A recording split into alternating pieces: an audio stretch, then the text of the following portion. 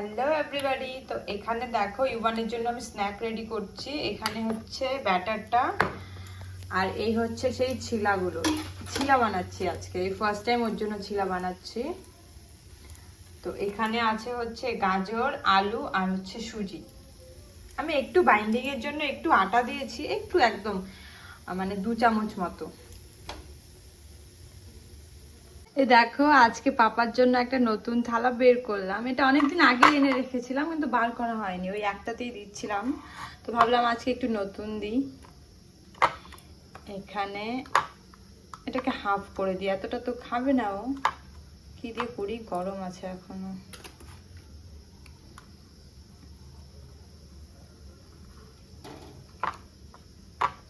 দেখো তো থালাটা কেমন হয়েছে জানিও তো। ইউভানের জন্য কিন্তু আমাদের পেট পুজোটাও বেশ ভালোই হয়। দেখো এক্সট্রা 4টে হয়েছে।